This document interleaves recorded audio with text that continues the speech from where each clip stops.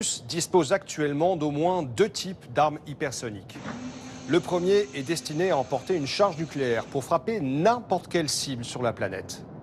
Avant-Garde, c'est son nom, ressemble à un missile balistique classique long de 27 mètres. Mais dans sa coiffe se trouve un planeur, une sorte de drone de 5 mètres de long.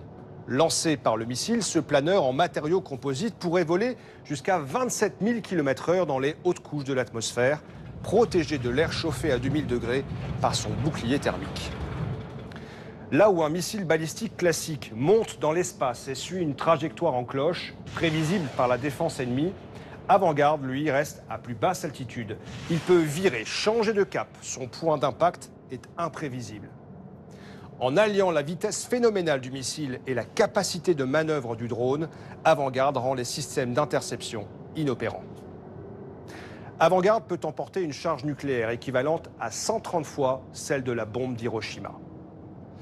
Les Russes ont également développé des missiles hypersoniques à plus courte portée, comme le Zircon. Lui fait 11 mètres de long. Lancé par un sous-marin ou un navire, il est conçu pour couler des porte-avions ou détruire des cibles situées à moins de 1000 km. Sa vitesse atteindrait Mach 9, soit 11 000 km/h, assez pour former une enveloppe d'air surchauffé qui le rendrait presque invisible au radar, ne laissant que quelques secondes aux cibles pour réagir. Même si les Russes gardent secrètes les capacités exactes de ces armes, ils envoient au monde un signal très clair, une nouvelle course à l'armement a commencé. Et en la matière, la Russie a donc bel et bien un coup d'avance, tout comme la Chine sur les États-Unis. C'est le thème de notre enjeu de pouvoir ce soir avec Stéphanie Pérez. La Russie qui se vante de maîtriser une arme invincible. La Corée du Nord qui assure enchaîner les essais avec succès. Quand la Chine mènerait des tests dans la plus grande discrétion. Et les États-Unis qui essaient de rattraper leur retard. Enjeu de pouvoir sur cette menace du futur. Ces armes si rapides et indétectables qu'elles bouleversent la course mondiale aux armements. C'était le 11 janvier. Pour commencer l'année, la Corée du Nord publie triomphalement ses photos. Le troisième lancement de ce qu'elle présente comme son missile hypersonique à vol plané. Son nom, souveraineté. Et le grand leader Kim Jong-un a supervisé en personne l'événement, une première depuis des années. Impossible de savoir si ces missiles sophistiqués sont vraiment opérationnels, mais le renforcement de l'arsenal nord-coréen est condamné par les États-Unis. Ces armes menacent les voisins de la Corée du Nord et plus largement la communauté internationale. Les États-Unis ont pris du retard dans la quête de ces armes révolutionnaires, notamment face à la Russie, numéro 1 mondial de cette technologie.